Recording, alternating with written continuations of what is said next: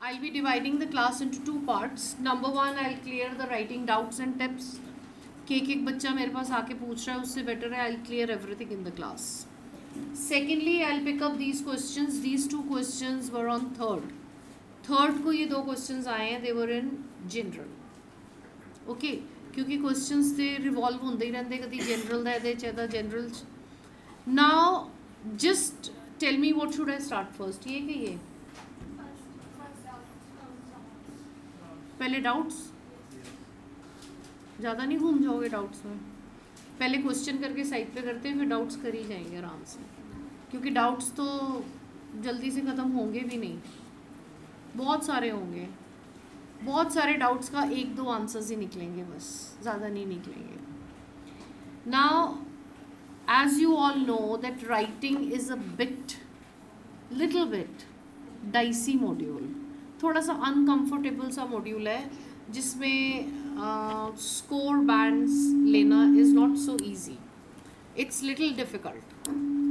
Touching 7.5 in writing becomes little uncomfortable, but I'll discuss here how to touch. अब ये हमारा question है, leaders in all fields are young. Okay, then past means comparison आ गया कि past के comparatively आजकल young leaders ज़्यादा है. This is a question. अब उसने रीजंस पूछे हैं, पॉजिटिव नेगेटिव पूछा है. ओके, फिर second, leaders and dictators in an organisation are normally older people. उल्टा हो गया, रिफ्रेजिंग हो ही जाएगी ना. एग्जाम में क्या आना है ये नहीं ना पता. सम पीपल से young leaders would be better than old leaders. Bottom line of the questions where leaders are concerned, question ज़्यादातर बनता है which leader is better, young or old. What are the reasons for young leaders? Do you think youngsters prefer to take a profession of politics or not? ये तीन चार चीज़ें अगर हम कर लेंगे ना, तो हमारा concept of this question will be clear. Now, what is your opinion? कौन सा लीडर बेटर होता है, यंग और old? Old, young, old, young. That means it goes debatable because different opinions आ गई. जहाँ पे भी डिफरेंट ओपिनियंस आती है, that statement goes debatable. One sided नहीं है, सिंगल माइंड नहीं है. इट्स टू ओपिनियंस हैं, क्लास में टू ओपिनियंस हैं. तो why do you say young and why do you say old? चलो ये भी छोड़ो, leave this. Now I'll be asking you the question and please be little loud in answering me. Now just tell me, leader होता क्या है? Young old में तो हम बाद में आते हैं. नेता तो मुझे भी पता है, नेता के बैंड्स नहीं हैं. लीडर कौन लीड करता है एक ग्रुप को? जो एक ग्रुप को लीड करता है वो लीडर होता है. अच्छा, और what are the qualities of a good leader? Team spirit, punctual, okay, और responsible. What else? Come on, इतनी बड़ी क्लास है, पॉइंट्स तो दो. Interactive, helpful. किसी लीडर ने तेरी हेल्प करी है? कर दे है, चलो ठीक है.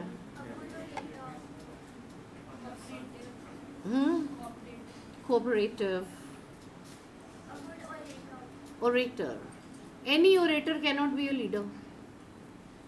सी, a good leader is a one who keeps his promises, कि जितने भी इतने लंबे लंबे वादे किए उसको निभा दे. Then he is a good leader. Now that can be young और ओल्ड.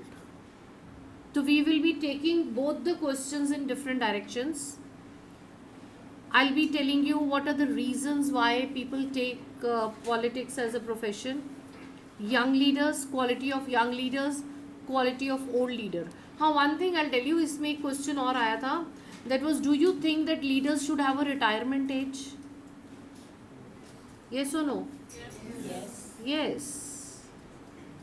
Very good. तो हमारी कंट्री में जितने ओल्ड लीडर्स हैं कहाँ जाएंगे? कंट्री हमारी छोड़ो, दुनिया में बड़े ओल्ड लीडर्स हैं, कहाँ जाएंगे वो? लीडर को कितनी एज में रिटायर करना चाहते हो? 60 तो बात अकल आनी शुरू होती है। किन्नी के एज च रिटायर होना चाहते? यंग लीडर्स आते नहीं, पुराने लीडर्स ਨੂੰ ਤੁਸੀਂ ਰਿਟਾਇਰ ਕਰ ਦਿਓ ਤੇ what will happen?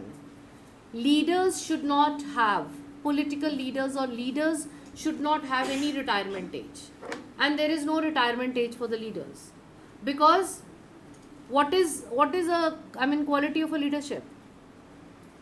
Making good decisions, experience making good decisions, polished skills, ये सब चीज़ें किससे आती हैं?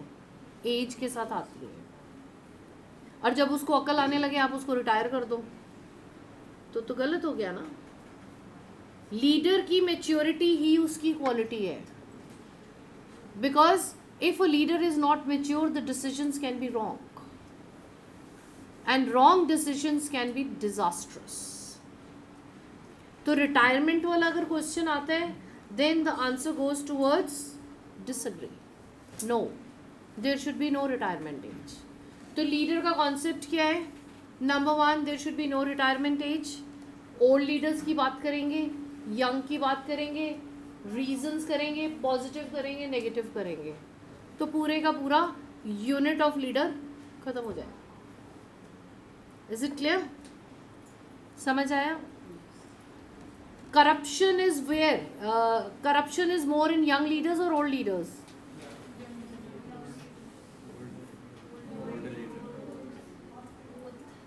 थोड़ा खुल के बोलो। ओल्ड, यंग में नहीं है करप्शन, बोथ। करप्शन दोनों में है। Corruption is a faulty system of the policies, and it is a faulty system of politics. Otherwise corruption दोनों में ही नहीं होनी चाहिए, may it be young or may it be old. Is it clear?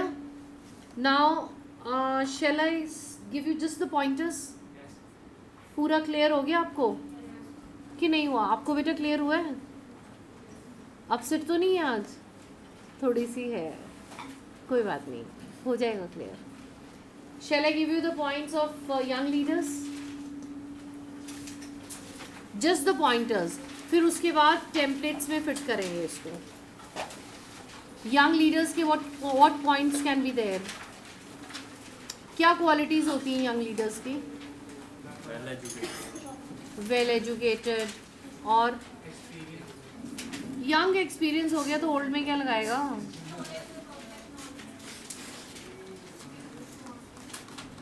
अगर आप लीडर बनते हो तो आपकी क्या क्वालिटी है?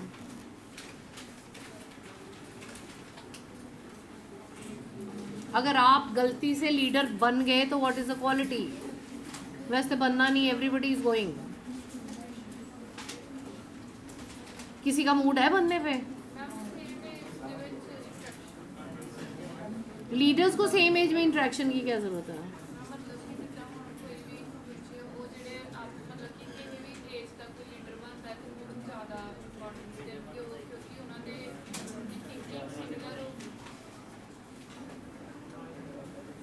आपको मालूम है youth is the energy of the country.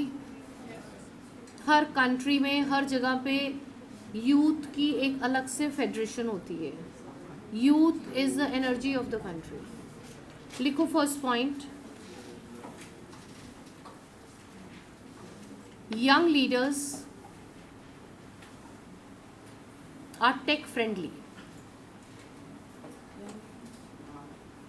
Technology ਦੇ ਨਾਲ ਉਹਨਾਂ ਨੂੰ ਕਾਫੀ ਕੁਝ ਆਉਂਦਾ ਹੈ।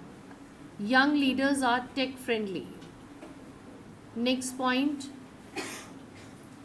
global awareness. I'll be just giving you the pointers, okay? Explanation we'll do it in the templates. Global awareness, then youth is the energy of the country. Youth is the energy of the country.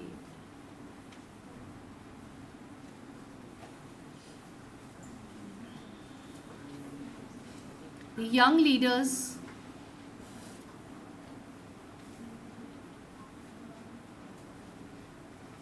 are sometimes more practical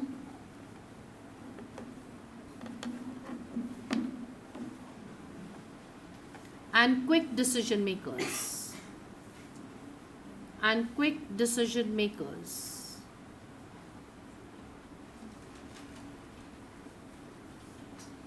Is it clear? ये तो young leaders की qualities हैं. अब reasons लिखो, क्योंकि उसने reasons भी पूछी और अंडरलाइन कर लेना.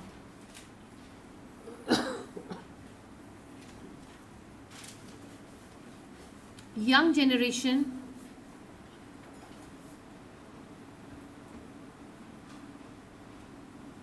is innovative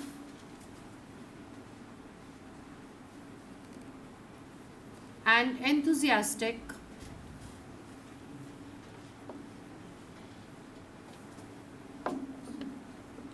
to bring sea change. Sea change होता है बहुत बड़ा change. To bring sea change in the working system of the country. In the working system of the country.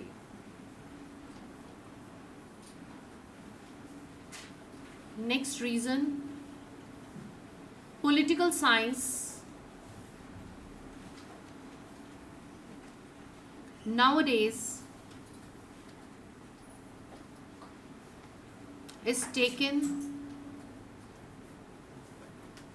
as a practical subject.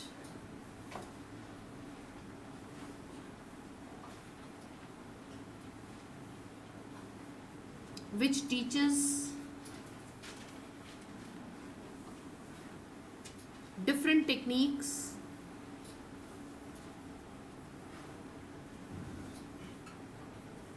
to handle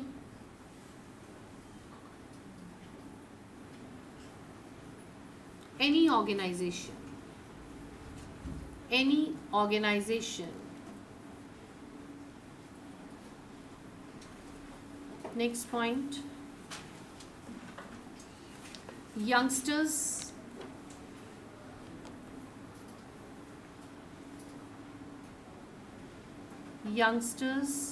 are allured होता है attract होना. Youngsters are allured by name and fame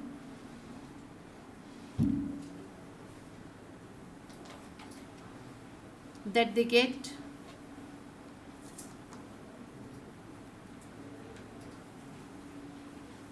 in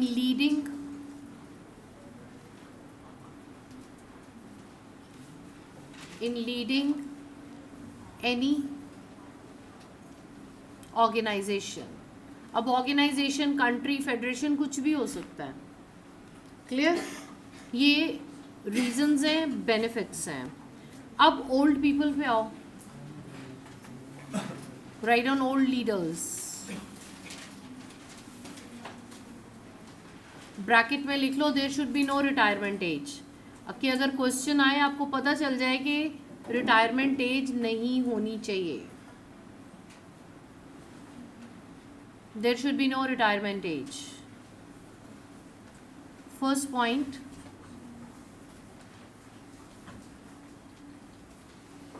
making good practical and mature decisions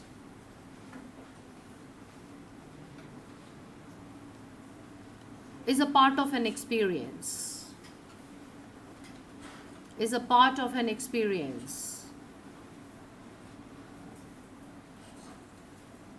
Which comes with the passage of time.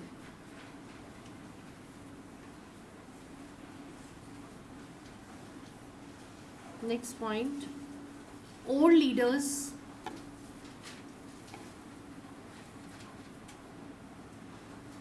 they have undergone they have undergone different circumstances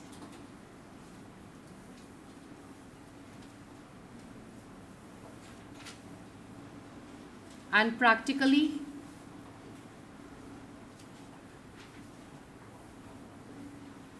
they have learned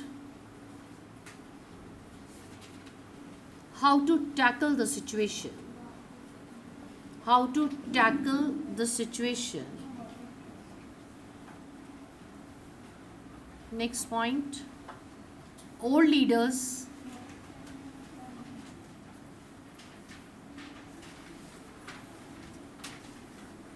are more patient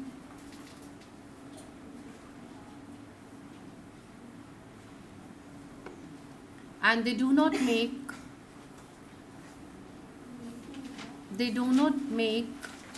hasty decisions. They do not make hasty decisions. Is it clear? Now, having young leader, is it positive or negative? Positive है. अगर young generation भी आके country को या federation को या organisation को ठीक करना चाहती है तो definitely a chance should be given, because youngsters they are full of energy, they are full of new ideas, they are very well acquainted with the technology. तो it is positive. young leaders are in the country, young leaders should be in the country is a positive development. India के बारे में आपको मालूम है क्या बोलते हैं? India is a poor country but with very rich young population. हमारे पास बहुत यंग पॉपुलेशन है and young population is always the soul of the country. क्योंकि जितना काम एक यंगस्टर ने करना है एक ओल्ड पर्सन नहीं कर सकता. The best results they are always there when there is a correct combination of old and young person. Old person's experience and young person's energy gives the best results. कि एक बुजुर्ग का experience और youngster the energy when they mix together the results are wonderful. Is it clear? Is this answer completely clear? तीनों answers clear हो गए? Any doubts you have in this answer, please come up with a discussion. कुछ पूछना है? पक्का? सोच लो कि चलें आगे. Shall I proceed? चलें. See one thing I'll tell you कि अभी आपकी स्पीकिंग कब है बेटा? अभी मेरे पास बच्चे आए थे जिनकी स्पीकिंग है 15th को. कि कब? When is the speaking date? 9th, 15th and speaking date तो पता है अपनी कि नहीं? 9th. See, today I'll be taking the class after lunch. I'll give you the prediction of the speaking topics. कितने बजे फ्री हो गए आप लोग? Shall I start at 3? 2 o'clock lunch के बाद 2:30 you'll have lunch. बट आज तो लंच लेट होएगा. आज तो लंच गया. आफ्टर लंच जब वो फ्री हो गए ना, कम टू दैट साइड, दूसरी बिल्डिंग में आ जाना. I take the class of speaking predictions. उसके बाद 15th के I take the writing sections. पहले स्पीकिंग कर लेते हैं. कितने बच्चे हैं? How many of you are there? 1.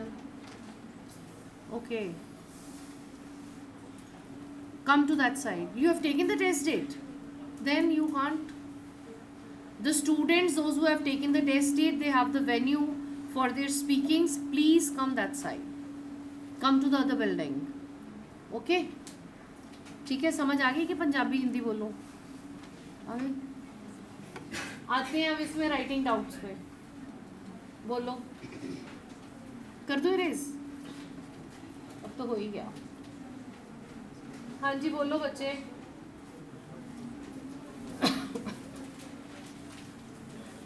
Now just tell me, this is a session what I want to pick up. It's going to be doubts and tips.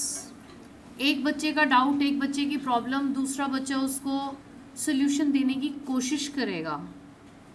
then I am there to support you. Okay, so please don't hesitate. ऐसे मत सोचना कि सिर्फ English में ही पूछना है. You are more than welcome in asking any language. Any language means Hindi और पंजाबी, जो समझ में आती है. गुजराती मराठी तो आती नहीं है ना, तो बस ठीक है, दोनों में से तीनों में से कोई लैंग्वेज में पूछो, एनी लैंग्वेज. हाँ जी, what is the first problem you have in writing?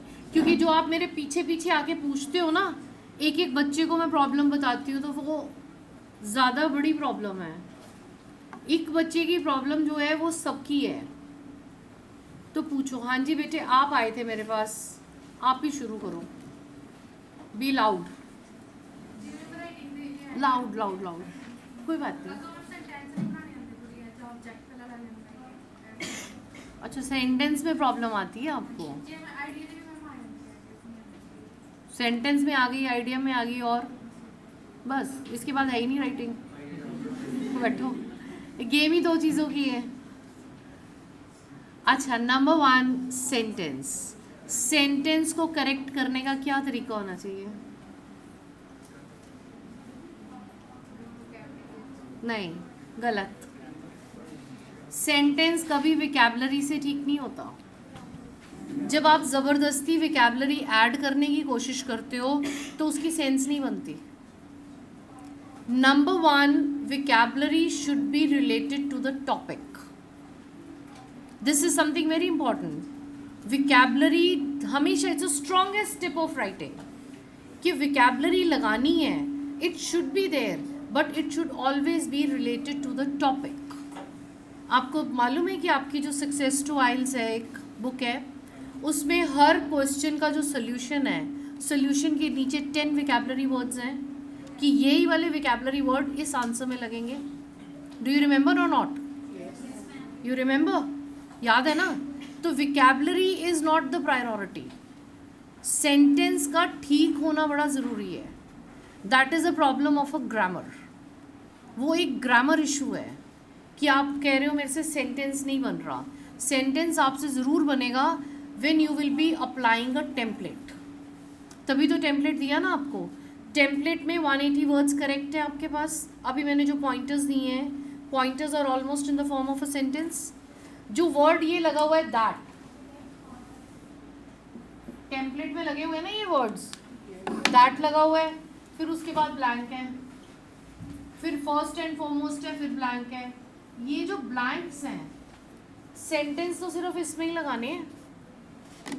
और सेंटेंस करेक्ट करना बहुत इम्पॉर्टेंट है, लेकिन उससे भी इम्पॉर्टेंट है इसको करेक्ट कैसे करें. करेक्ट करने का एक सबसे अच्छा टिप है, a very practical tip, that your reading should be very strong.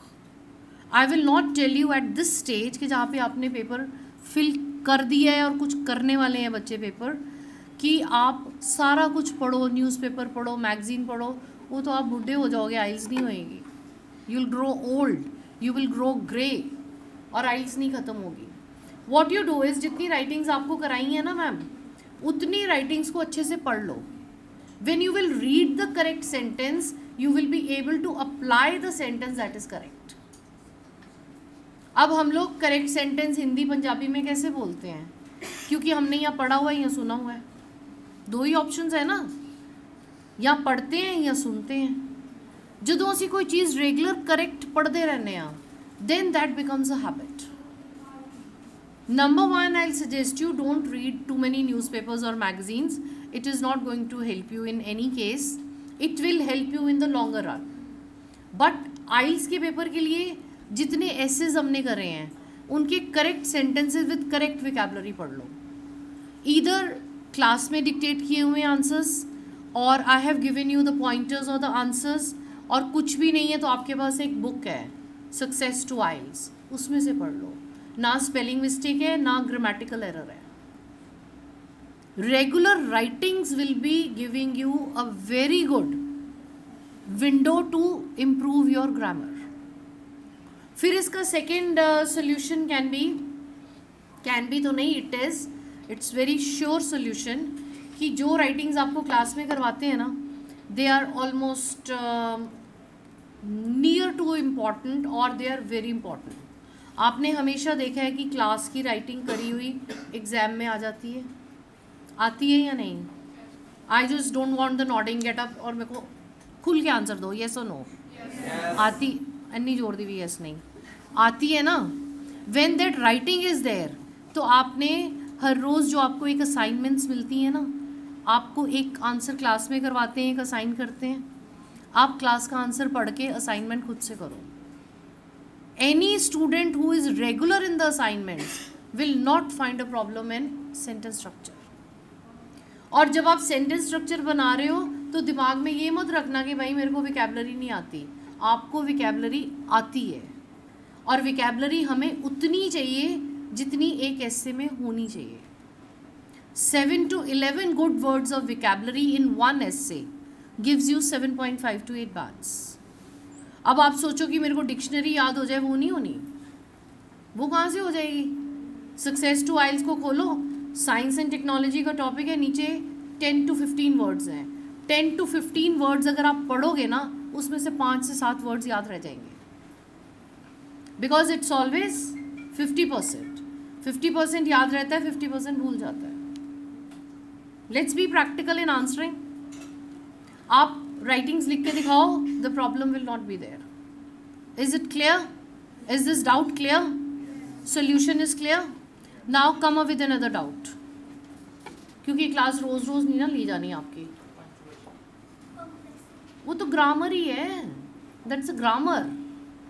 अभी तो दिए कि कॉम्प्लेक्स सेंटेंसेस पढ़ोगे तो लगाओगे ना, अपने आप तो लगेंगे ही नहीं। वो जितना आपको लिखवाया आप उसको पढ़ो, they are all in complex tone and try to fit them. It's so simple, don't cram them. और क्या था? Any other difficulty? हाँ, ग्रामर ही होती है वो, कितने कॉमा लगाने हैं? कॉमा, फुल स्टॉप सारे तो तेरे टेम्पलेट्स में लगे हुए हैं, उसमें कोई एक्सक्लेमेशंस तो आती ही नहीं है। Come on, any other problem in writing task 2?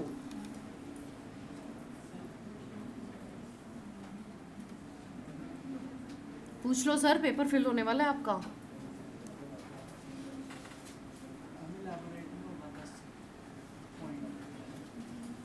Elaborate नहीं हो पाता, एक पॉइंट है उसको तो एक्सप्लेन ही करना है, एक्सप्लेन करना है पॉइंट को।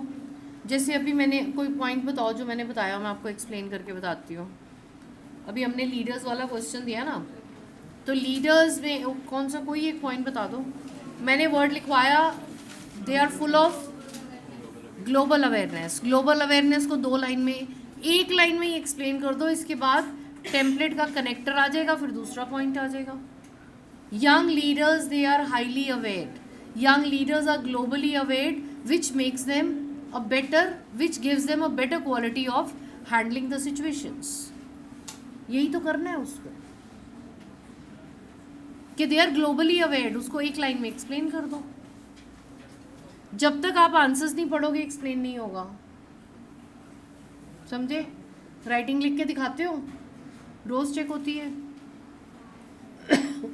रोज लिखोगे तो रोज चेक होएगी ना। नहीं, इट्स अ बिग क्वेश्चन कि अगर आप लिखोगे ही नहीं तो चेक कैसे होगी? वैसे तो आपकी रिपोर्ट्स बनी होती हैं। हाँ जी सर, कोई प्रॉब्लम?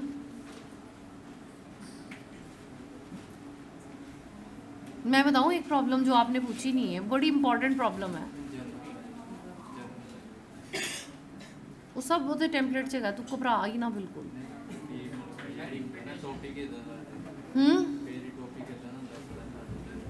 आज तक पता लग जा। जनरल लाइन तो टेम्पलेट की फर्स्ट लाइन है, द इम्पोर्टेंस ऑफ जो भी क्वेश्चन है वो लगा दो, आगे डिबेटेबल, वो तो बहुत इजी है।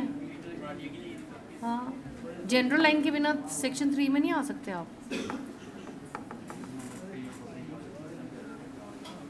तो उसका सेंट्रल आइडिया पकड़ो, कीवर्ड पकड़ो।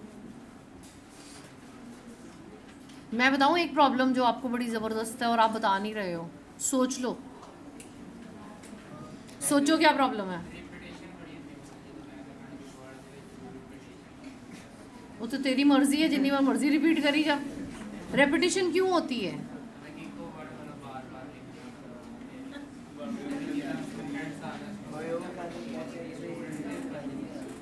स्टूडेंट्स की जगह दे लगा दे, हाँ प्यूपल लगा दे। हाँ जस्ट अ मिनट, ओदी प्रॉब्लम सुनो बेटा। तो स्टूडेंट नु काट के प्यूपल लगा दे, लर्नर लगा दे।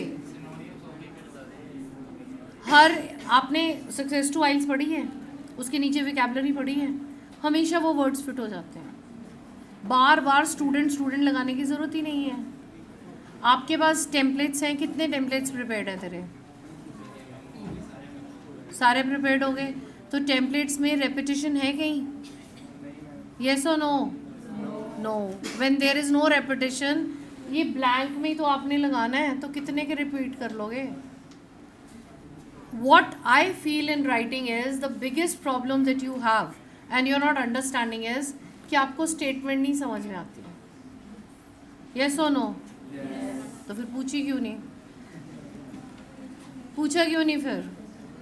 अगर स्टेटमेंट समझ आ जाए, जैसे मैं आपको स्टेटमेंट समझाती हूँ, उसके बाद राइटिंग कितनी इजी हो जाती है?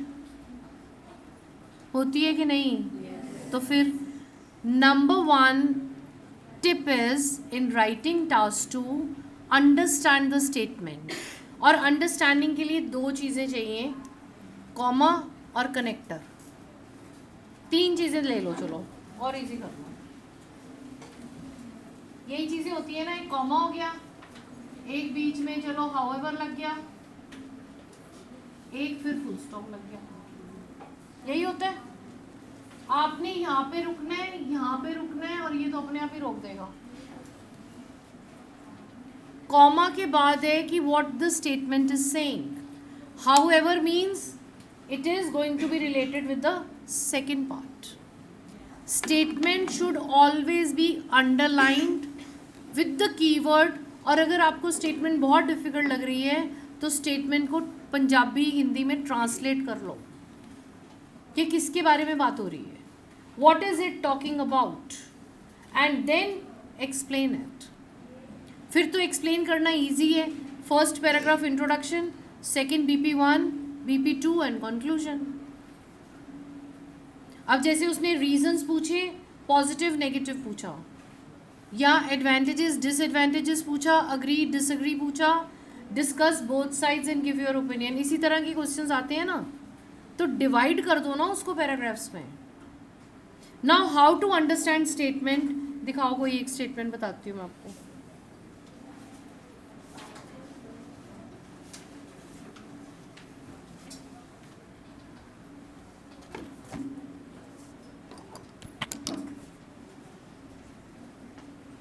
चलो आप ढूंढो कोई हाउएवर वाली। चलो ये पहला ही क्वेश्चन मिल गया मुझे। ये देखो फर्स्ट क्वेश्चन है, ये पेज 16 पे C1 का है ये क्वेश्चन।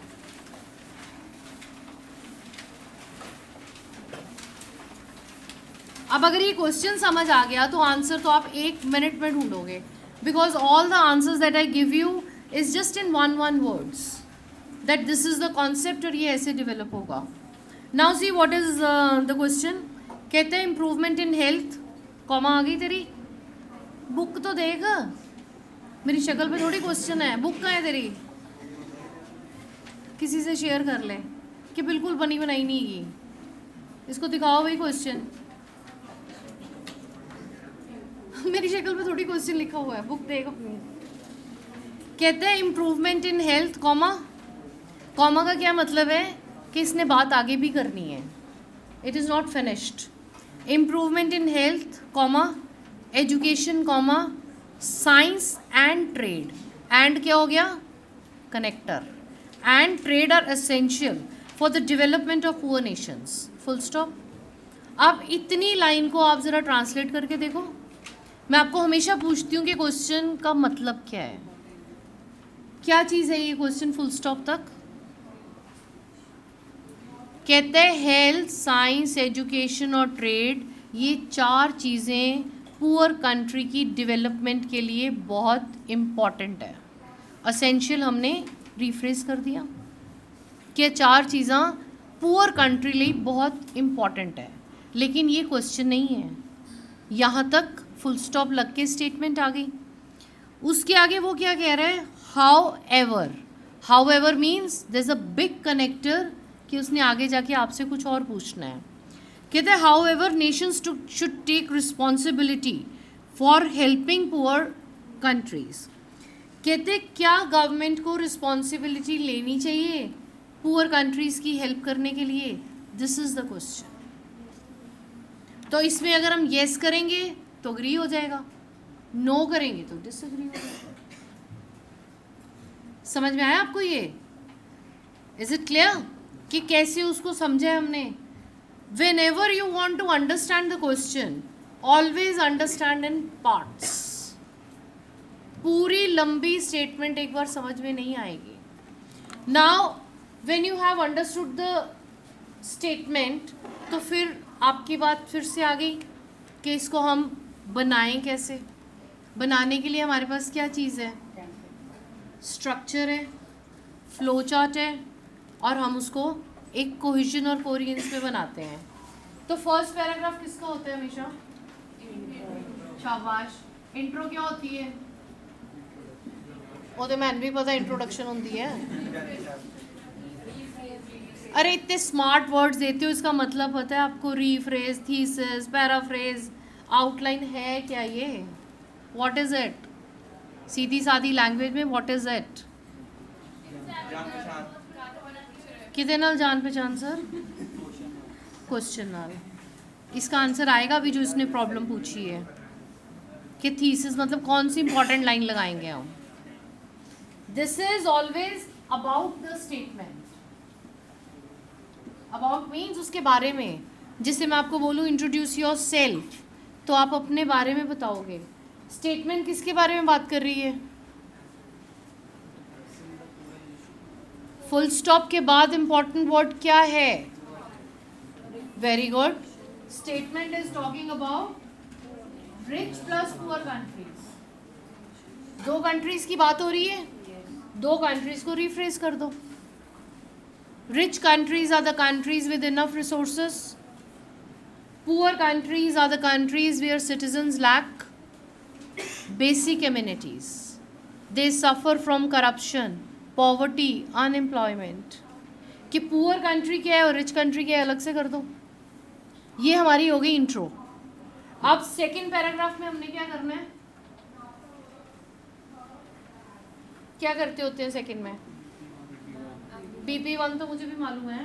बोलो आप करना क्या है इसमें?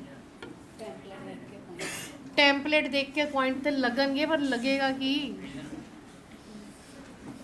क्या लगेगा इसमें? हाँ, स्टेटमेंट के साथ हम अग्री कर रहे हैं या डिसएग्री कर रहे हैं. अग्री कर गए तो रीजंस, 3 रीजंस लगाओगे टेम्पलेट में फिट हो जाएंगे. I'll make it more clear. इधर आएंगे reasons. Is it clear? Now why rich country should help the poor country? Yes, very good point. इसी को हमने expand कर देना. It is because of mutual benefits, exchange of natural and human resources. करा हुआ है ना ये यहाँ पे आ जाएगा. अब थर्ड पैराग्राफ किसका आएगा? BP2 किसका आएगा? किधे फायदे वो ऐसे जी आ जाने हैं. BP2 किसका आएगा? जल्दी करो, लंच का टाइम हो गया आपका. आपको लगी हुई भूख, मैंने जाने नहीं देना अभी. BP2 किसका आएगा? Fast fast. स्टेटमेंट में रह जाता ना. Yes, that is an answer. ਜਿਹੜਾ पोर्शन स्टेटमेंट ਦੇ ਵਿੱਚ अनअटेंडेड ਹੁੰਦਾ है, the portion that you have not attended in the statement will be in BP2.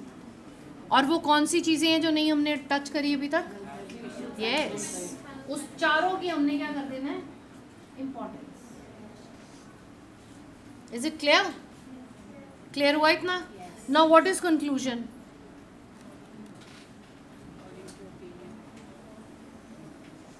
शाबाश. और सोचने में कोई प्रॉब्लम थोड़ी है, सोचो. और व्हाट इज कंक्लूजन? हाँ जी सर. बोल बेटे, what is conclusion? Yes yes, fourth is conclusion. आपने ओवरऑल जो लिखा है उसको सम अप कर दो, दैट इज कंक्लूजन. कंक्लूजन में जनरली ओपिनियन एक्सपैंड हो जाती है. समझ में आया कि what is thesis and how you have to mention? आपको समझ आया कॉमा फुल स्टॉप का क्या मतलब होता है? Is it clear? Any other doubt anybody has? ये तो मैंने समझा दिया ना आपको, और ये टाइम मैनेजमेंट के साथ हमने करना है. नहीं, एग्जाम्पल जब तक उसने पूछा नहीं है मत डालो. आंसर अननेसेसरी ओवर लिमिट हो जाता है. अगर वो कहते हैं support your answer with example, तो एग्जाम्पल आप इसमें डालो, थर्ड में, BP2 में. पर्सनल एक्सपीरियंस पूछिए और भी BP2 चाहेगा. और कुछ? Anybody else? नहीं नहीं नहीं, ज़रूरत ही नहीं है. तुम्हारे पास इतने पॉइंट्स हैं, इतनी विकैबुलरी है, इतनी टेम्पलेट्स की लाइंस हैं. एग्जाम्पल हर वो बच्चा लगाता है जिसके पास पॉइंटर्स नहीं है. आपने कभी साइंस की बुक्स पढ़ी है ना क्लास में छोटे होते, तो क्या होता है, there is a definition accompanied by example. That means कि समझाने के लिए एग्जाम्पल लग रहा है. अगर समझ में ही आ गया तो फिर एग्जाम्पल की क्या ज़रूरत है? उसने पूछा भी नहीं है. स्कोर लेने के लिए you should always understand the statement, don't bypass the statement. Is it clear? Anything else? हाँ जी, anybody left with any problem? पूछ लो कुछ. फिर डाउट्स की क्लास फिर पता नहीं 3-4 दिन बाद होगी, कब होगी, I don't know. Any doubt?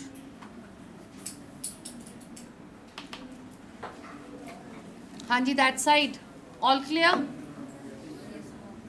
Back side all clear? आप बेटा क्लियर? देखो राइटिंग में आई विल टेल यू, डरना नहीं है. जितना आपको लिखवाते हैं ना, जितना आपको समझाते हैं, टेम्पलेट्स भी पढ़ लो, वो आंसर पढ़ के एक असाइनमेंट जो मिलती है वो लिख के दिखा दो. Religiously when you will write one writing, जब आप एक राइटिंग, एक असाइनमेंट हर रोज़ करोगे, writing will be very easy for you. Number 1 tip is understand the statement. Comma however जो भी लगा हो उसको समझो, फिर उसको स्ट्रक्चरिंग करो, फिर लिखना शुरू करो. Okay, all clear? श्योर? करें क्लास वाइंड अप कि किसी को कुछ पूछना है? मेरे को पीछे पीछे मत पूछना, अभी पूछ लो प्लीज. Anybody else? हाँ जी sir, you are raising your hand. No, चलो ठीक है.